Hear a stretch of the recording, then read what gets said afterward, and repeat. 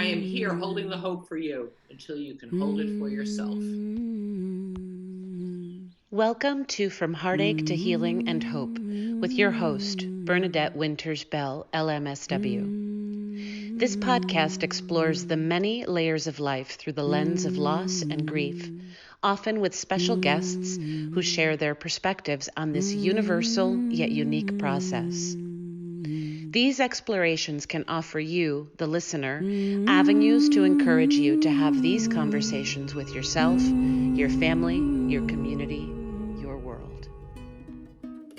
Hi there, it's Bernadette Winters Bell, and in today's series, Same Storm, Different Boats, we're paddling away with a most interesting guest, Hilesh Patel, and he's the Leadership Program Officer at the Field Foundation, supporting leadership in Chicago's areas of creativity and arts in so many different fields. I think you're going to find this as fascinating as I did. I'm here holding the hope for you until you can hold it for yourself. Be well.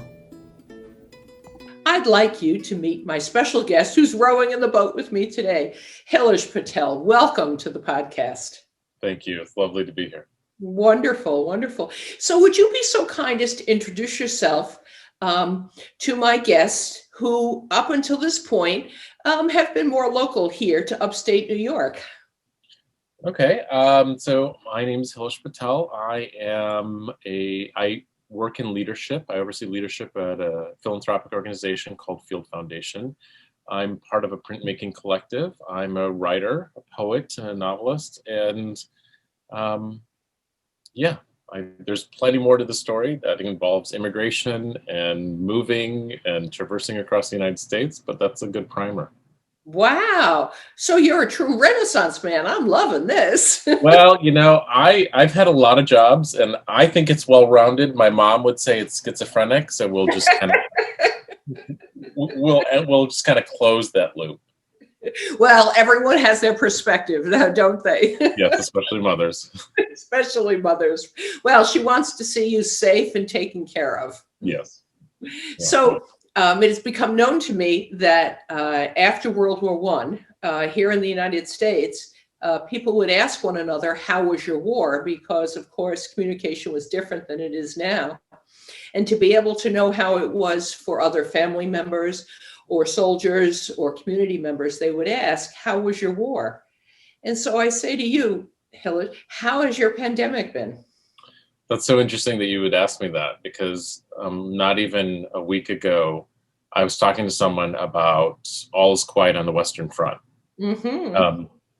And we were talking about a quote, and we had trouble identifying the quote, who it came from, but they were asking someone what their favorite novel was. And they said, All's Quiet on the Western Front, because if you want to understand the jazz, the music, the art, the people, you have to understand what World War I did to the United States. And so I've been thinking about that a lot. And for me, I can answer that two ways. I personally am exhausted. I'm struggling a little bit, but it also has brought into my life a kind of deeper introspection that I wasn't expecting. So it's I have all of that together, but at the same time, I'm also, in terms of what I was referencing with, when you're asking, how was your war? I'm also watching a tremendous amount of my neighbors in my community struggling. So it's a little bit of everything. Wow. So let's start with the professional. What were you doing in March prior to the shutdown of this year? So professionally, what I do is, and generally I oversee leadership at a philanthropic organization. But what I really do is I'm the person who oversees an awards program for leaders who work in justice, art, and media storytelling in Chicago and across Chicago. And so a lot of what I did was one-on-one meetings in person, talking to people, listening to where they're at, helping them down professional pathways, and just kind of figuring out what's next for them, and really providing as much support as I can. After March, I continued to do that, but then the issues that I was helping support and the people that I was helping support, a lot of that changed. So what initially was just kind of talking about professional pathways and maybe difficulties has become more professional therapy. And that's not a bad thing, but it's really because a lot of the leaders that I support and that I work with are trying to find ways of taking care of themselves while they're supporting other people. And there's such a kind of weight and gravity around how they perceive helping themselves that my life before the pandemic was a lot of like, I'm going to go to meetings, I'm going to do this and do that. And my life after the pandemic has been an increased amount of listening and sitting in spaces inside my home. So in some ways, just bringing people inside my home.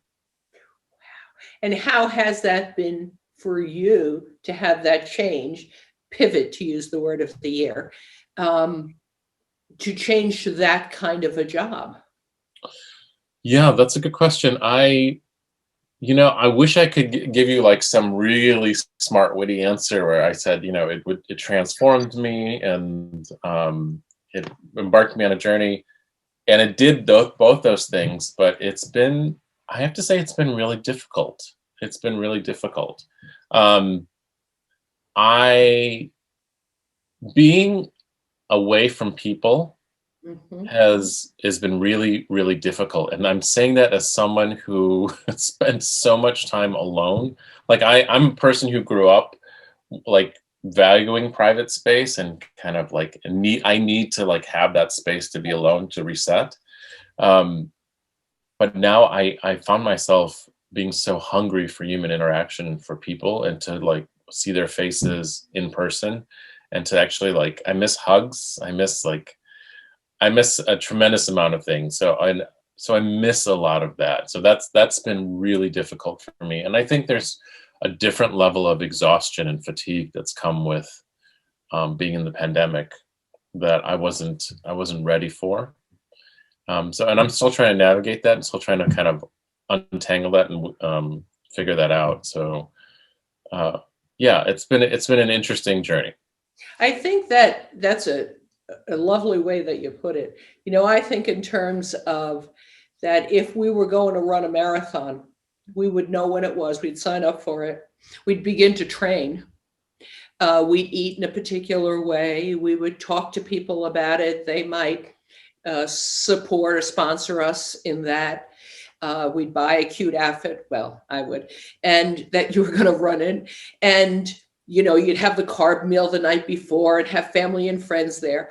But when you cross the finish line, I would expect to fall down and collapse. And that would be understandable.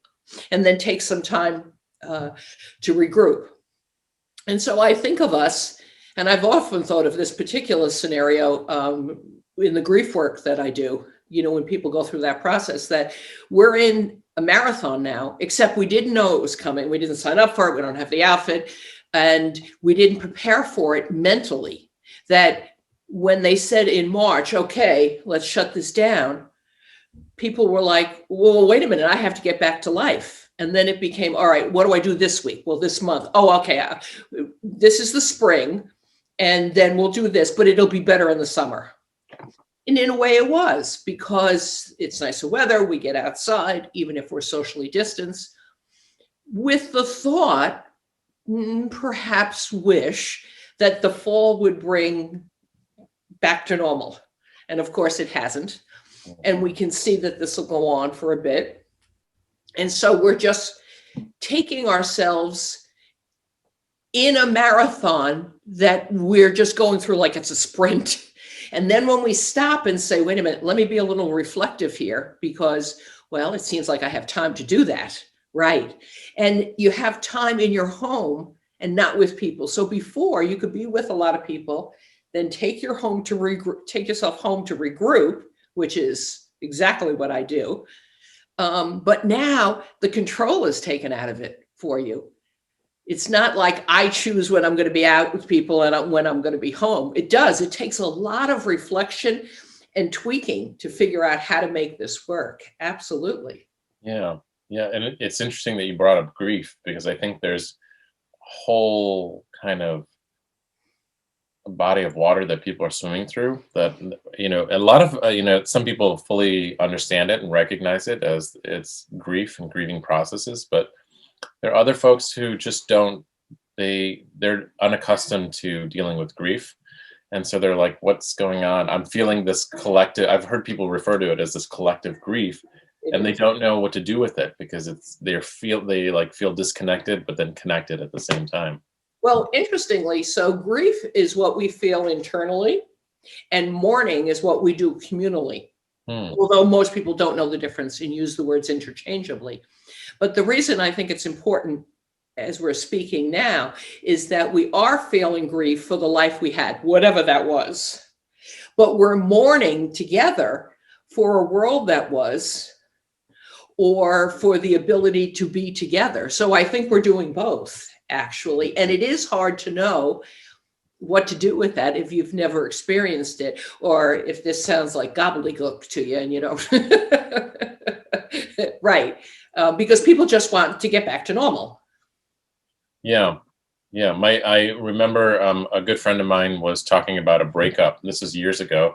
And someone had told her, what you're really experiencing is you're mourning the loss of expectation of what could have been. And I think about that a lot, especially with what you just said. Absolutely. Absolutely. So as you're maneuvering through this pandemic, personally and professionally, you're helping people to do it while you're figuring out for yourself, how do I do this? and that's what a lot of us are doing now. Absolutely. Yeah.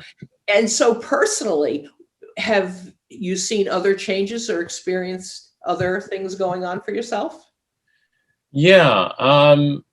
I think I am forgetting, I'm trying to find the positive, but also I'm seeing so many things that are being pulled away. I'm forgetting how to, I guess the tangible thing would be to say I'm forgetting how to read. And I know that sounds so strange, but I haven't read. I consume information in a far different way.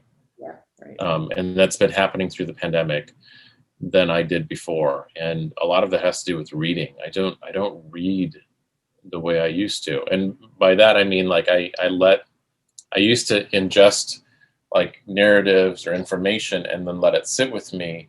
And now my consumption is almost, it's almost like just reaching into the cabinet to just grab a bag of chips and just eat. And that's how I'm consuming information. And so for me, that's really difficult, because that is used to be such an integral part of my life. And it's changed the way I kind of move through the day. It's changed the way I consume information, changed the way I deal with things like my phone or my computer. And also changed the way I talk to people. And so that's been really fascinating for me. And just personally, how that's kind of shifted my mind. And I think also my body's been feeling real sedentary and inert. And I'm saying this as someone who grew up as a dancer. So for me to see my body just kind of almost kind of melt into the air and lose a sense of self has been startling. You remind me when I speak to people about losses, usually deaths, but a loss is a loss. One of the things we talk about is what is their, we'll call it normal coping skills. What do they normally do in times past before this profound loss? So for you, I'm hearing to be with people, to support them, to be active, to be social, to be moving, right. And what happens, my belief, is when we have a profound loss, our go-to coping skill gets up and leaves. Now, the good news there is it's not gone forever. It's on pause. It's on a little vacay, okay? And the reason I believe that happens is because it forces or allows us, you can pick your verb, how you're feeling about this, to learn new skills that we wouldn't otherwise, because we would just revert back to what we know. So if someone is a caretaker, they just do more of that. Or if they're a denier or they're a cook, whatever gets them through the day, so to speak. And when we're forced to learn new skills, not only have we had a profound loss, but now our go-to way of coping has gone. So it's a double loss, it feels like, right? And you're describing it beautifully. So thank you for that. And so know that you're learning new coping skills in this new situation that you're in. That so now you're going to, in this coping toolbox, I always envision this virtual toolbox, and everyone gets to pick what theirs looks like. You know, it doesn't have to be wood. It can be canvas or material or creatively, whatever you like it to be. But you're going to have more skills in that toolbox now. So that because as we go through life, there's always losses. And now you have other ways. Unfortunately, we don't learn these things when times are good.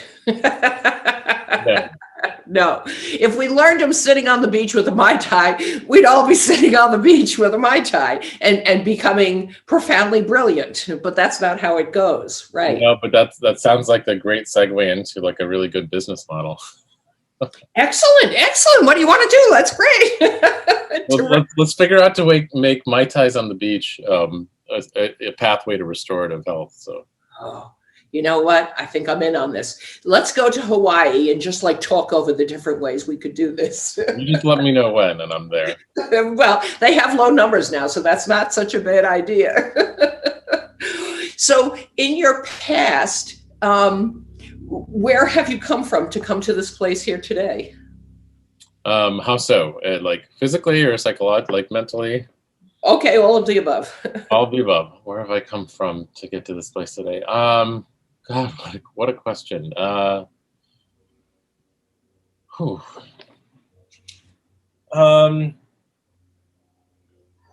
Yeah, God, that's a really good question. I'd like to answer it succinctly and not go off onto like a real. Well, let's start with where were you born? Let's go easy here. Okay, I was born in Dar es Salaam, Tanzania. So it is East Africa. I was born in the port town, and I can tell you, and we immigrated to the United States. But I will tell you a funny story, if I can. That when I was born, it didn't matter what culture you were in Tanzania. Or in Dar es Salaam in specific, everyone took their baby to the astrologer to get their birth chart read. Didn't matter who it was. It was just tradition. And my parents took me to the astrologer, and the astrologer said that the name they picked out for me would bring me 50 years of bad luck. So they panicked and created a name which sounded vaguely, I'm half Indian, it sounded Indianish, so I became Hilesh. And then they scooped me up, and we landed in Brussels. We exited Tanzania when we were told that there were two countries accepting immigrants, Australia or the United States. And we didn't know anyone in Australia, so we're like, let's go to the United States, and ended up in New York in the Bronx, and then kind of zigzagged west, hit Kentucky, and then finally ended up in Chicago. Well, there's a path. And so you came with your family to Chicago? I did, with my mom and my dad. Okay, and did employment bring the family there? Yeah, specifically my dad. He was a doctor, and so when he came to the United States, he had to redo everything, and had a very firm belief in community care. So started working in ERs and community clinics, and did it in Chicago, went north, did it in small farming towns, came back, and then, that's wonderful. And have you then been in Chicago yourself since then? You came with your family? Yes. Eventually. I mean, once we settled down, we got in Chicago, and then we moved around a little bit, but been around this area ever since. I left to go to school, and then ended up coming back. And what has brought you to the work that you're doing now with leadership and in the arts? And I have a strange pathway of getting to where I am. So right now I oversee leadership in many different areas. What leaders look like in many different areas, in justice and journalism and in art. But before this, I helped run a community art center on the south side of Chicago for about 4 years. And before that, I was an external partner to Chicago Public Schools, helping create community and arts programming. Before that, I did a stint in the corporate world, which is a very odd experience, and I could tell you plenty of stories about that. But then before that, in no particular order, I counseled vets, I counseled addicts, I was a high school teacher, I was a working artist for a while, and then I taught art as an artist in different spaces. And I did that I did all of those things for a very long time. And then if you go back further enough, then, there's the there's the waiter, there's the film projectionist, there's the clown, there's any odd job that anyone would give me, I would take. Well, that's how we build ourselves. Part of it is just putting some shekels in your pocket so you can eat and pay the rent. Yeah. And then part of it is that helps to build our experiences and find what we don't want to do and what we do want to do. Is supporting other people in leadership roles in these areas, does that feed your soul? It does. It does. I'm surprised. I'm very grateful for where I am now. Mm-hmm. And it took a lot of different twists and turns to get me here. It's interesting, like when you zoom in and you look at the things that are part of your narrative, your professional pathway, then it just seems like, okay, what's going on? But when you zoom out, you realize that you took all these different turns to get you to the place you wanted to get to. And where I'm at now, I'm in rooms and spaces I never thought I'd be in. And I'm supporting people in ways that is very rewarding and that I really, really love. So yeah, absolutely. And everything that happened in my life, both personally and professionally, has led me to this point. So I'm very grateful for it. I never thought I'd get here. If you'd asked me even 5 years ago, if this is where I saw myself, I would have said, "Are you kidding?" But it's really great. So it's so interesting, the paths that we all take, because most of us don't have a map, or we have a map and we end up going that way. And the map said, right, to do this. And we don't know that all of these pieces are going to fall into place, hopefully, to bring us to where we are, and where we are for us to accept that that's the place for us to be, even though it might not have been what we envisioned or wanted. Yeah, very true. I remember I had a really amazing supervisor, not in 2 jobs ago, who pretty much transformed my life. And he gave me that important lesson of, look, you're going to go from A to B, but you might take the most long, winding route to get there. And that's the most important thing. It's the journey, not the destiny. And also not spending a lot of time in, why am I doing this? How come I can't get to where I want to be? And I think that's a mindset to visit, but not live there, not move in. Just say, oh no, why am I doing? All right, I'm here. What can I do while I'm here? Well, that's the theme of the year, isn't it? We need to make sure that we're visiting and not staying in those spaces. Exactly. Oh, gee, that could be part of the business model. We'll talk about that more in Hawaii. I like That's right. Mai Tais. And the Mai Tais for sure. Absolutely.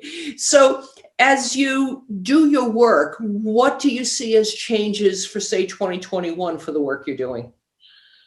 Yeah. So like I said earlier, I oversee an awards program, and the portal for the nominations opens up in February 1st. Mm-hmm. So one of the big things that I'm doing, and this is so interesting to me, I don't know if this is interesting to anyone else, but a little bit of background. So there's an awards program that's a collaboration between the MacArthur Foundation and the Field Foundation, and it's a way to identify and recognize leaders working in Chicago. And when we open the portal, people can come in and they can nominate someone. They can nominate a colleague, they can nominate a peer, anyone else. But we left it open that if you want to, you can nominate yourself. Mm. And part of the reason we did that is when the research was being done to build this program, we found out that a lot of folks didn't feel like they had anyone to advocate for them. Mm. And so we wanted to leave that option open. And it was great, but 2 things came of that are very challenging. Mm. One, people don't know how to write about themselves. They feel very reticent because they feel it's self-serving. They feel like sometimes they get very shy. The people that are being recognized are the people who don't really talk about them. They're very humble, right. Even though they're very bold in what they do. And then the second thing is the people who are part of the selection committee who are looking at the nominations have their own bias against people who write self-nominations. Ah, So part of my job in the coming year with one of my colleagues from another foundation is to really do the best job I can to tackle those two problems, to get people to understand how you can write an authentic narrative about the work that you do and not have it be this boastful thing, but actually be like, this is your life story. that's This is right. your professional story. And the other thing is try to subvert any kind of obvious biases that people have towards self-nominations. And so there's going to be a lot of things that I have to tackle, but those are the biggest things. The self-domination, if it was blind, in other words, that people didn't on the board who are the judges didn't know who wrote the nomination or the letter of referral, that's one way. Yeah. But when anyone asks me to write letters of referral or recommendation, always I ask them to write some key points and send it to me. I used to ask by starting them to write the letter, and that usually caused angst. So I don't start it that way. I mean, I'm going to get there, and they'll just say, oh yeah, okay. And how hard that is to write tells me where we are, nice to people, kind to dogs. Okay, we got some work to do here, Eventually what I'm going to do is want them to write that letter, because the opportunity they have is to learn that if they can't speak highly of themselves, why would anyone else? Which is what I'm trying to teach in that. Not that they're not always wanting to learn that lesson. They want me to write the letter and be done with it already. Right. But it is an important thing to be able to speak about ourselves honestly and openly without being boastful or, what I did, kind of attitude. It's not something that is easily accepted in our culture. Either it's seen as boastful or that you should just be quiet. So I think that that's a wonderful thing to offer to people. It solves a problem and opens up another one, but that's pretty interesting. Yeah. As you look towards the future, after everything this year has brought, what gives you hope? Well, people are amazing. They're absolutely amazing. So people always give me hope, in the face of an insane amount of things. They tackle things with an enormous amount of grace. And so people always give me hope. And I think if they didn't, I'd be in a far different place. And especially since I deal with people as part of my job.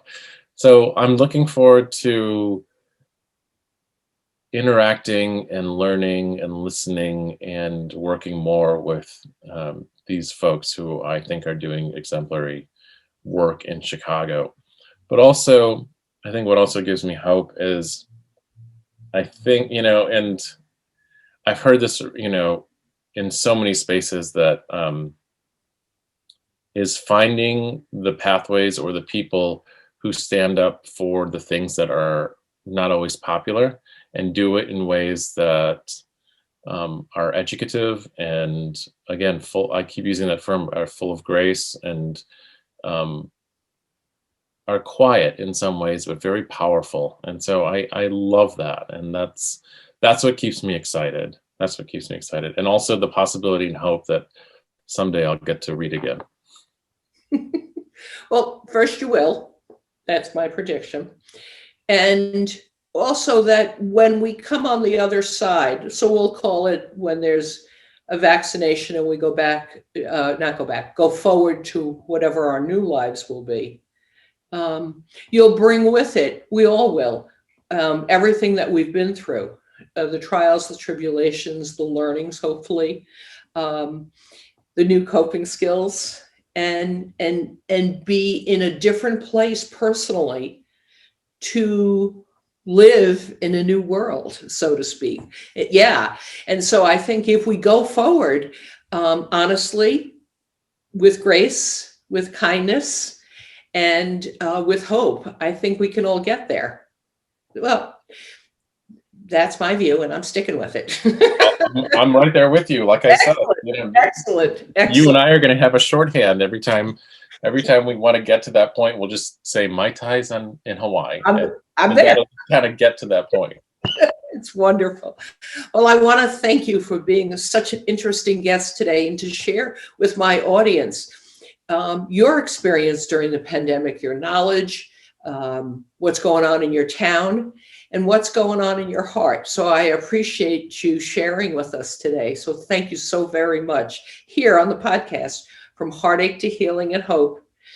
This series, same storm, different boats. And today we've been paddling with Hilesh Patel. So thank you so much for joining us. It's been a pleasure. Thank you so much. Absolutely.